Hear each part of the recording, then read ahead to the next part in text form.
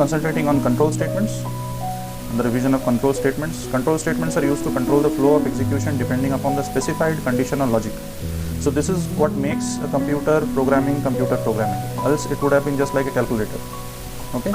So we are having the capability, the computers and the various programming languages have the capability of controlling the direction of the decision making system. So there are three types of control statements. Firstly, there is decision making statements, then there is iteration statements, also known as loops, and we also have jump statements, which are basically statements which can somehow disrupt or give us a better control on the various aspects of decision making system statements and decision making systems. First up, it's the if statement. So an if statement is a programming conditional statement that, if proved true, performs a function or displays information. Okay. So it's given like a flowchart over here. So basically flowchart is just a diagrammatic representation of what is going on in your program or what is the logic that you are following. Now starter inbox, after the starter inbox, what we do, we create an if condition. So we test a condition here, something is greater than something or less than something. Okay, so we test that. If it is true, then some code will be executed. If it is false, then no code will be executed. So this is the basic if statement. Okay, so now let us create a new file in this folder itself.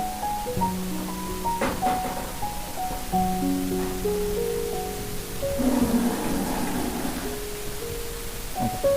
So let's first save this. So I press Ctrl S. It will ask me for a name. So let's save this as if1.py. Okay, so in this if1.py we will just see a very basic example. Input from the user, say num equal to, so let me just, okay, so num equal to int input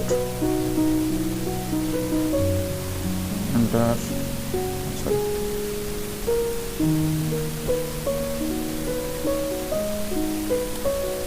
and we will check whether that num is greater than a certain number or not.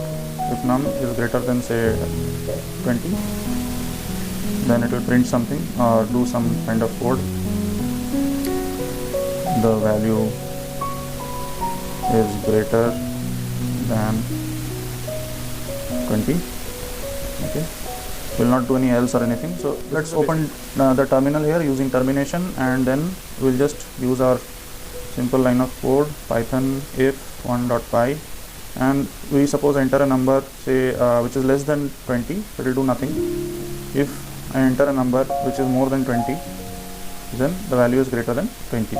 So this is what basically is a kind of a branching statement. It is also sometimes known as a branching statement, which gives us the opportunity to branch in different directions of execution. So this is also known as control flow or flow of control. See, there is an example here. So here it is shown how you can compare two different things. I mean, two different conditions you can merge together.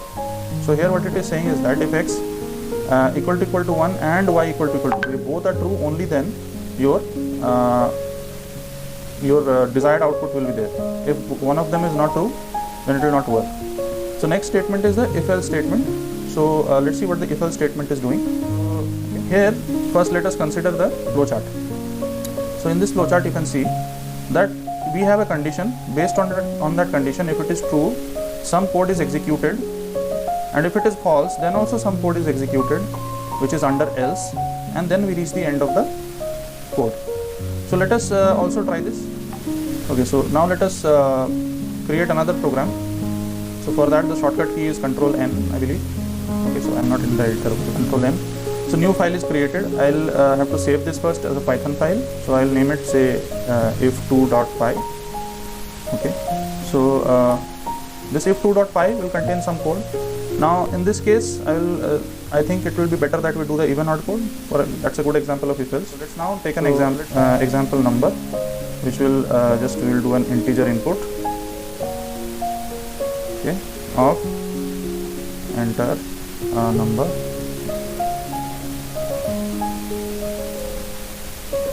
Will write out what it does if a certain number. In Atom it is very good that if you just have if that's okay. You can just press enter there and you can go ahead. So it has auto completion since we have already installed the package of autocomplete Python inside this Atom interpreter, Atom IDE. So this if condition, the condition we'll have to mention what is the condition. You can just type in. So the condition is if num mod 2 equal to 0, then we can say that it is, rather than saying pass, then we can say print the value entered is obviously even. Alright. Now what about our odd? So what we do here, we just write else colon again and print out. See, it is also a block of code, so it takes one tab space ahead of it. The value is odd. Okay. So let us save this and write it. So rather than if1, we will now need if2.py. So suppose we enter a number, say 23, which is obviously odd. We can also enter a number which is even, so we will enter say 20, that is even. So here you see the flow of control is like this. We take an input, we check if the number is exactly divisible by 2. So if a number is exactly divisible by x or n or whatever number you believe it is, let us take this as a variable, understand this as a variable, so that this logic also helps you out in other things. So if a number is exactly divisible by a number, then the result of modulus operation will be 0. Okay, so then it will print the value entered is even. If it is not, that is, this is not equal to 0, then in that case it will print the value is odd. We could have reversed this also. Okay, we could have reversed this by saying here we will present a not sign, exclamation mark. So not equal to 0, then this would have been odd. And I will come to some nested if else. Nested if else or nested whatever. It may be a loop, it might be a conditional statement. So when we come across this word, that is nested, okay, nested means something inside something else. Okay, so if I say nested if else, that means either inside if there will be another if, or otherwise inside an else there will be another if. Okay, so the nested if else statement allows you to check for multiple tests, expressions, and execute different codes for more than 2 conditions. So this, however, is not very good practice nowadays. We have a different alternative for it which is better. Okay, but still let us first go through this. Okay, so let's try a new file. So we'll go and click somewhere here and do a control N, file will be created. Then we'll do a control S, so you'll get to save it. So if 3.py. Okay, so inside here let us create a situation in which we have to check more than one conditions, not only one condition, but we'll have to check more. If suppose we enter a mark for a student, okay, and if that mark is greater than 33, sorry, let's make it a little bigger. So if that marks is greater than 90, okay, and else, so again inside it, if mark is less than 100, obviously there should be a limit, higher limit also, so less than 100, then we can say print A. Okay, that is the grade of the student. Now inside this if, we should have an else which will say print wrong value entered must be less than 100. Okay, less than or equal to. Alright, so what are we checking? अगर कोई value 90 से ऊपर है, हम लोग इसको less than greater than equal to कर देते हैं और इसको भी लेस देन इक्वल टू कर देते हैं, नहीं तो इक्वल टू का वैल्यू में भी एरर देगा. किसी को 100 मिल भी सकता है, किसी को एक्जैक्टली 90 मिल भी सकता है. So if some value is greater than equal to 90 and if that value is also less than 100, less than equal to 100, then we will print A, and नहीं तो we will print that there is a wrong value which is entered, but because obviously now you will see that this else is inside this if. Okay, so this is one if else block. So you should understand that if the marks is greater than equal to 90, okay, then it will check whether it is less than 100. If it is less than 100 or less than equal to 100, only then it will print as A. If it is not less than equal to 100, it will say you have entered a wrong value. So we'll check this. Let's see. So okay, just a moment. Yeah. So inside this marks less than equal greater than equal to 90. Now marks may not be also greater than equal to 90. So we can have an else.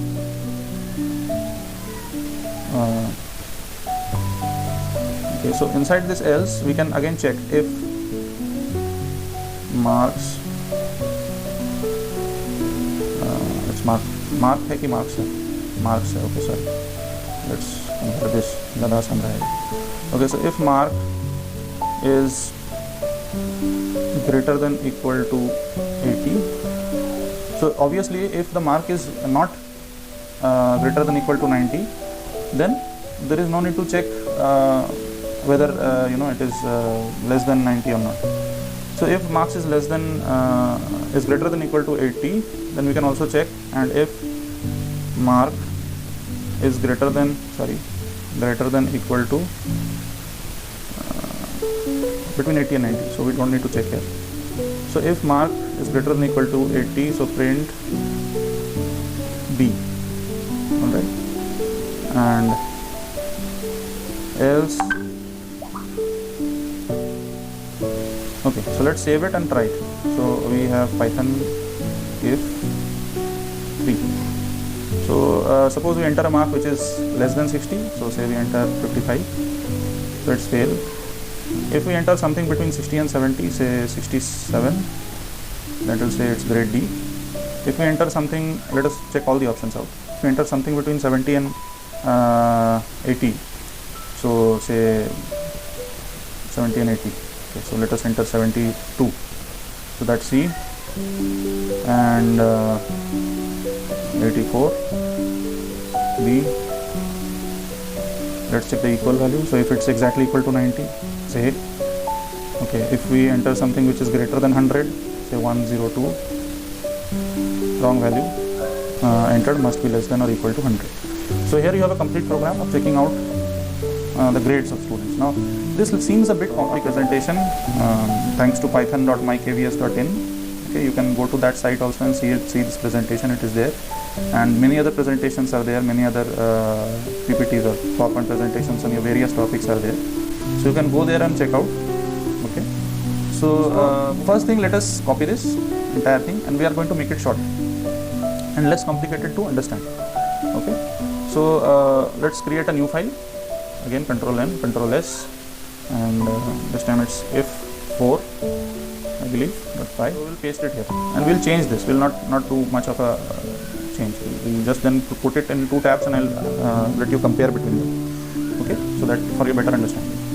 So say here we do if mark is greater than equal to 90, if mark is less than equal to 100. So please bear in mind, this is very important. Wherever you see an if inside an if, or sorry, actually an if inside an if, what you can do, you can place and here, and then just directly place this entire statement of condition inside here. Okay, so we don't need this anymore. This is not needed. So let's remark this out. Okay, we don't need this. So now print it. Fine. So it's 1 tab space ahead. We need to put it here. Fine. Now we can bring this back. So if marks is greater than equal to 90 and marks is less than equal to 100, it will print this. Now here we can put this else statement as it is, but then the problem would be that this else won't be executed since this if has been remarked out. Alright. So what we need to do, we can just forget this for the moment. Okay, and we can use this else as elif, not as else anymore, but as elif. So I'll be removing this if. Okay, if marks is greater than equal to 80. So suppose a mark is not greater than equal to 90 and mark is not less than equal to 100, then what will happen? It will come to this, whether the marks is greater than equal to 80. But there is a problem. So let's open a terminal. Okay, first let me save this, and again Control S is the key for saving. So let's see what problem we are going to find. So let's execute this. we have 4.5, I believe. Yeah. So it is asked us now, just check for between 90 and 100, so 92. So it's A, that's good, not a problem at all. Now what if it's 82? B, that is also correct. Okay. What if it's 72? C, that is also correct. What if it's 62? D. Again, let's check for below 60. Okay. So this is correct. You are not seeing any problem. This is correct exactly as it should be. Okay. But one problem is there still. What is that?